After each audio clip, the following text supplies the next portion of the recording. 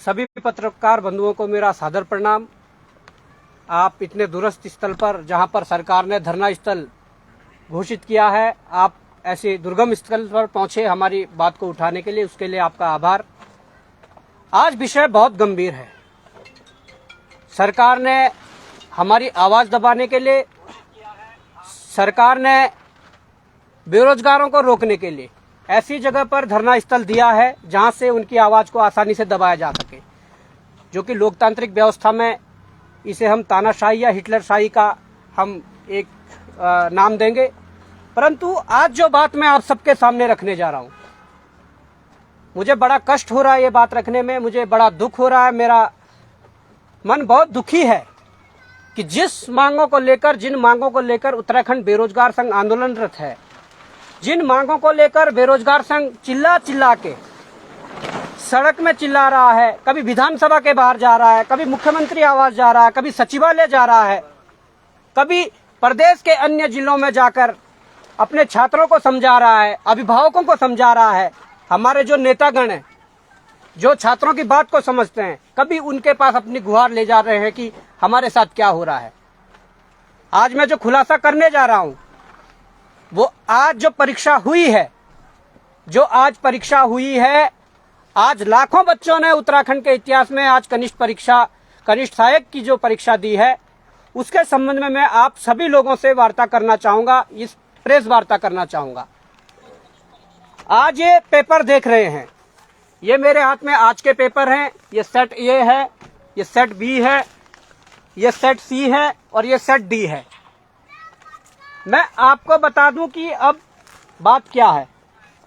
बड़ा दुख भी हो रहा है। देखिए, हम जब कह रहे थे कि उत्तराखंड में जो परीक्षाओं में जो धांधली चल रही है, वो जो पूरा चैन था, जो एक रैकेट था, उसका भंडाफोड़ अभी अच्छे से नहीं हुआ। हम कह रहे थे कि आयोग को एक बार, आयोग के जो कर्मचारी है, अधिकारी है, उनकी अच्छे से जांच हो जाए। हम कह रहे थे कि जो राज्य की जो जांच एजेंसियां हैं, उनसे हटाकर जांच सीबीआई को ट्रांसफर कर दे। हम इसलिए कह रहे थे कि क्या अगर एसटीएफ एसआईटी जांच करती है, और अगर एसटीएफ और एसआईटी में तो उन्हीं के डिपार्टमेंट, जो पुलिस डिपार्टमेंट के ही लोग हैं, अगर कभी बड़े अधिकारी कोई सम्मिलित है, अगर उनसे बड़े अधिकारी पुलिस विभाग के कोई सम्मिलित हैं, तो क्या उन पर एसटीएफ एसआईटी हाथ डाल पाएगी? कभी नहीं। जो बड़ी परीक्षाएं हैं, पीसीएस और एई जैसी परीक्षाएं, उन पर जो भारी जो प्रदेश के लोग हैं, जिन्होंने उस पर इन्वेस्ट किया है, जिन्होंने पेपर खरीदने के लिए जो धन दिया है, क्या एसआईटी और एसटीएफ उन पे हाथ डाल पा रही है? नहीं डाल पा रही है। इसलिए यह जरूरी था कि सीबीआई हो, और पूरे आयोग की सीबीआई हो। वहां अध्यक्ष से लेकर सचिव से लेकर वहां जितना स्टाफ है, सबकी सीबीआई जांच हो। अब मैं खुलासा करने जा रहा हूं।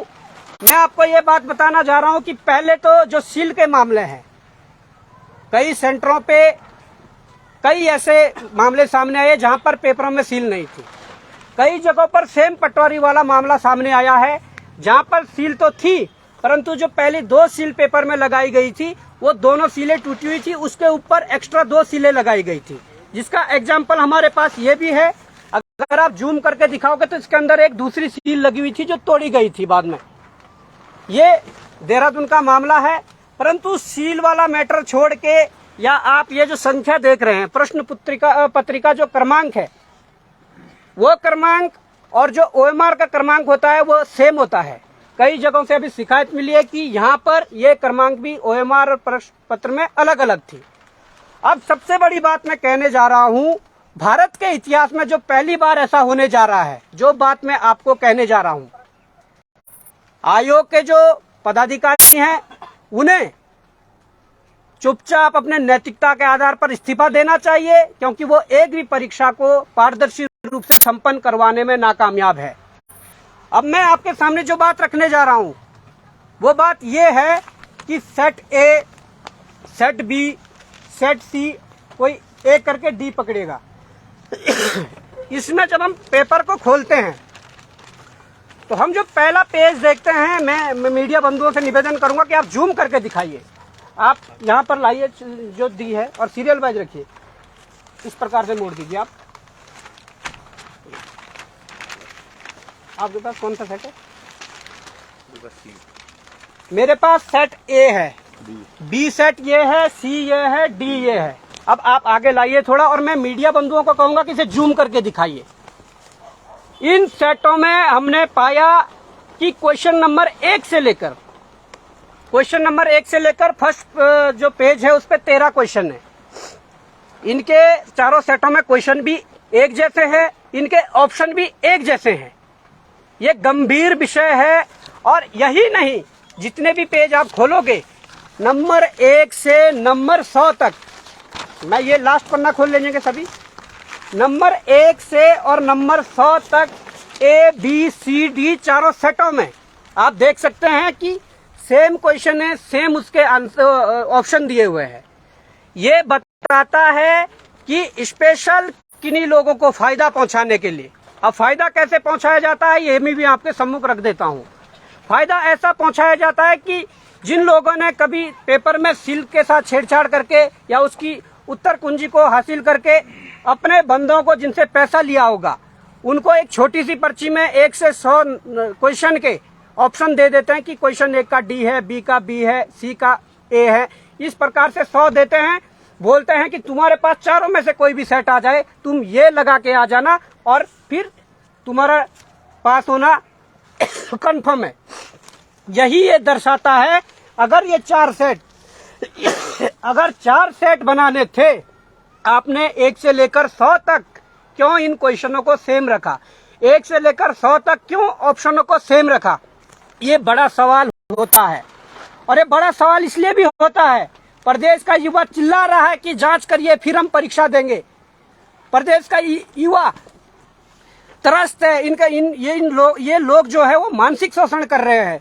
प्रदेश के युवा ने तो आज देख लिया है कि तुम्हारी परीक्षा करवाने की तरीका क्या है। मैं आरोप लगा रहा हूं, हमारे पास सूचना है कि पटवारी का जो दोबारा पेपर हुआ वो पेपर बाहर था। जांच करना आपका काम है और चीजें देना हमारा काम है, परंतु आज तो हमें भरोसा नहीं है यहाँ के जांच एजेंसियों पे, यहाँ के सरकारों पे, यहाँ के जो कोई भी जो आयोग है उन पे भरोसा इसलिए नहीं है कि जांच किससे करवाएं, क्योंकि ये सब मिले हुए हैं। इनके पास जो चीजें देते हैं उन मामले को दबा देते हैं। दुख इस बात का है, अब इस राज्य की जो जांच होगी वो कौन करेगा? कौन ऐसा व्यक्ति होगा जिस पे विश्वास किया जा सके? इसलिए भी ये अब समस्या है। पुलिस के पेपर में भारी अनियमितताएं हैं। पुलिस के पेपर की भी सूचना पेपर बाहर था। फिजिकल में जो नंबर बढ़ाए सो तो बढ़ाइए, परंतु उसकी जांच कौन करेगा? मैंने वही कहा था कि एसटीएफ एसआईटी जांच कर रही है। अगर उनके ही बड़े आला अधिकारी अगर पुलिस के परीक्षा में सम्मिलित हो तो क्या उन तक वो हाथ पहुंचा पाएंगे? क्या उन तक वो हाथ डाल पाएंगे? कभी नहीं। इसलिए मैं कहना चाहता हूं प्रदेश के अभिभावकों से, ये आपके सामने सब साक्ष्य हैं। हम कोई हवा में बात नहीं कर रहे, हम साक्ष्यों के साथ बात कर रहे हैं। भारत के इतिहास में पहली बार ऐसा हुआ है कि 4 सेट दिए गए ए बी सी डी, और चारों सेटों में 1 से लेकर 100 क्वेश्चन सेम है और ऑप्शन भी सेम है। जबकि सेट में 100 क्वेश्चन तो एक जैसे होते हैं, परंतु अलग अलग सेटों में जिस क्वेश्चन का कोई सीरीज 1 होगा, दूसरे में 20 होगा, 15 होगा, इस तरीके के होते हैं। परंतु इन लोगों ने सॉफ्ट टारगेट करवा के लोगों को फायदा पहुंचाया है। अब ये जांच का विषय है, पर सबसे बड़ी बात यह है, अब इस प्रदेश का मुख्यमंत्री इस्तीफा देगा या इस आयोग के अध्यक्ष सचिव या और जो पदाधिकारी वो इस्तीफा देंगे? क्या नैतिकता के आधार पर इस्तीफा नहीं देना चाहिए? आप एक पेपर भी सही से नहीं करवा पा रहे हैं, ये हमारा आरोप है और ये जांच का विषय है। कैसे हुआ, क्या हुआ, अब इस पर मुझे उम्मीद है कि प्रदेश का युवा समझ रहा है। आप अपने आस पड़ोस में जाकर चारों सेट देखिए, चारों सेट में सेम क्वेश्चन है। उसके बाद आप तय कीजिए कि गलत कौन है, सही कौन है। जो आरोप लगाते हैं कि राजनीति कर रहे हैं, जो आरोप लगाती है सरकार कि ये लोग गुमराह कर रहे हैं, तो आप ये जान लीजिए गुमराह सरकार कर रही है, गुमराह आयोग कर रहा है, गुमराह बेरोजगार संघ कर रहा है। ये आपको तय करना होगा। ये धरना स्थल एकता विहार में हम बैठे हुए हैं, यहाँ रात दिन बैठे हुए हैं। अब आप देखिए, अपने भविष्य को यदि सुरक्षित करना है तो आइए। जब तक हम फिर से सड़कों पर नहीं उतरेंगे या जब तक इनको सबक नहीं सिखाएंगे, तब तक ये हमारे साथ ऐसा छलावा करते रहेंगे। धन्यवाद। वो भी आ जाएं जरा यार, तो ये एक मामला आपने देखा अभी, और ये तो बड़ा ही संगीन मामला ये है। ये भी है क्योंकि कनिक सहायक का आज पेपर होता है और चारों सेट एक जैसे। वाकई में जो उत्तराखंड के इतिहास में शायद पहला हुआ होगा। मैं उम्मीद थी कि जितने युवा सड़कों पर उतरे थे तो हो सकता था कि उसके बाद शायद सरकार जागती। हालांकि नए नए नियम जरूर निकाल रही है, वो नियम भी छात्रों के ऊपर ही लागू हो रहे हैं। आज बहुत बड़ा खुलासा बॉबी पंवार द्वारा किया गया है। कनिक सहायक जो आज ही उसका एग्जाम हुआ है, ये देखिएगा बॉबी भाई, आयोग के संज्ञान में डाला है मामला। अभी तक कब आपके पास ये आया, किस तरीके से, क्यों बनाया गया है ये? हमारे पास जैसे ही मामला आया, हमारे जो सचिव साहब है कठेत जी, उन्होंने आयोग के सचिव को संपर्क किया। आयोग के सचिव ने कॉल उठाया और उन्होंने बात की। उनको ये मामला संज्ञान में डाला कि इस प्रकार की चीजें हुई है। आयोग के सचिव ने कहा कि हमें कोई ऐसी जानकारी नहीं है, और फिर हमने कहा कि कौन टेक्निकल देखता है, तो उन्होंने उस संबंध में भी ज्यादा चीजें नहीं बताई कि कौन क्या है कैसा है। तो हमने उनके संज्ञान में मामला डाला है। परंतु हम पढ़ने लिखने वाले छात्र हैं, हमने भी परीक्षाएं दी है, हमें भी पता है कि परीक्षाएं कैसे करवाते हैं, परीक्षाएं कैसे होती है। और जो ये सेट है, हमने भी परीक्षाएं दी है, ये कोई स्कूल के एग्जाम नहीं चल रहे हैं, ये नौकरी के लिए परीक्षाएं चल रही है। और सेट अगर आपने एक जैसे ही प्रश्न देने थे 1 से 100 तक, प्रश्न तो 100 एक जैसे ही होते चारों सेट में, परंतु अगर सीरियल वाइज 1 से 100 तक वही देना था तो आपने सेट बना के क्या किया?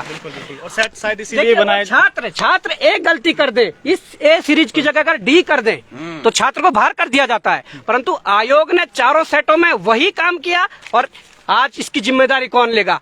जो वहां पर अध्यक्ष बैठे हुए हैं, जिनको बार बार कहा जा रहा था कि अपने पूरे स्टाफ की जांच करवा लीजिए, आज उन पे सवाल खड़ा हो रहा है। जो सचिव बैठे हुए हैं, जो एग्जाम कंट्रोलर बैठे हुए हैं, जो तमाम स्टाफ वहाँ है, और जो धामी जी अपनी आभार रैलियां करवा रहे हैं, उन पर आज प्रश्न चिन्ह खड़ा हुआ है।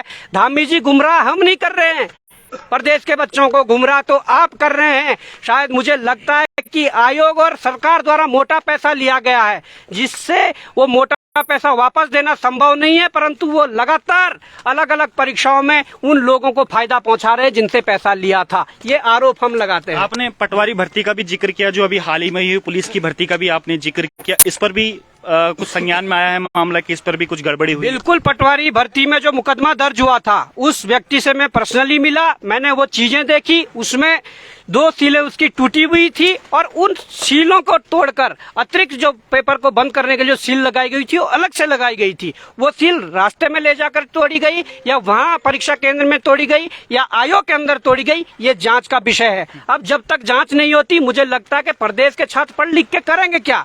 जब जहाँ फिक्स हो कि नौकरी किसको लगना है किसको नहीं लगना है, जहाँ फिक्स हो कि इतनी सीटें बेचनी है, तो वहाँ पर परीक्षा देकर फायदा क्या? इसलिए मैं कहता हूँ, जब तक अपना अधिकार हम छीन के नहीं लेंगे, जब तक इन तानाशाही या भ्रष्टाचारी लोगों को सबक नहीं सिखाएंगे, तब तक घर बैठना नहीं बैठना चाहिए। मैं वही कहता हूँ कि आप आइए, आंदोलन को आगे बढ़ाइए, और अपने हक जो हकूक है हमारे, उसको आप मांगिए और उसको लड़के लीजिए। बिल्कुल गजब हो रहा है उत्तराखंड में। एक तरफ धामी जी की आभार रैलियां निकाली जा रही है कि आभार धामी जी, इस एक आभार थोड़ा इसके लिए भी कर दीजिएगा धामी जी, जो एक ही 4 सेट में एक जैसे एग्जाम आते हैं। ए देख लीजिएगा, ए क्वेश्चन जो आते हैं, ए, ये बी, ये सी, उसके बाद डी, एक जैसे पेपर। ये गलतियां तो 5वीं 6वीं के जो प्राइमरी स्कूल पे जो पेपर बढ़ते होंगे, शायद वहां भी ये गलती नहीं होती। ये क्या इंटेंशनली की जा रही है? नकल विरोधी कानून बनाया, उसमें जिक्र है इस चीज का कि इसमें कुछ करेंगे कि वो भी बस खाली हवा हवाई के छात्रों पर करेंगे। विरोधी कानून का अब पता लगेगा। जब इन्होंने लागू किया था तो उस दौरान तो इन्होंने फटाक से एक छात्र के खिलाफ मुकदमा दर्ज कर दिया, उसकी आवाज को दबाने के लिए। आवाज दबानी है तो हमारी आवाज दबा के देखिए, उत्तराखंड बेरोजगार संघ की आवाज को दबा के देखिए। उत्तराखंड बेरोजगार संघ साक्ष्यों के साथ ये बात कहता है। और अगर गलत हम हैं, हम पे कार्रवाई हो। अगर गलत ये लोग हैं जिन्होंने ये किया, नकल रोधी कानून के तहत पे मुकदमा दर्ज हो, सभी आयोग के लोगों का इस्तीफा लिया जाए। साथ में उत्तराखंड के मुख्यमंत्री पुष्कर सिंह धामी जी, आप भी इस्तीफा दीजिए नैतिकता के आधार पर। बिल्कुल बिल्कुल, ये तो कहते हैं कि हद हो गई, और ये वाकई में हद हो गई। छात्रों पर लाठियां भांजी गई, उसके बाद नकल विरोधी कानून, उसके बाद मुख्यमंत्री जी की आभार रैली, और आज जो एग्जाम होते हैं उसमें ये सब चीजें वाकई में सोचना पड़ेगा। सभी छात्रों को सोचना पड़ेगा कि आखिर उत्तराखंड में चल क्या रहा है और कब तक ये चलता रहे। फिलहाल बने रहिए विजय पथ पर। फिनिश कर दीजिए, फिनिश।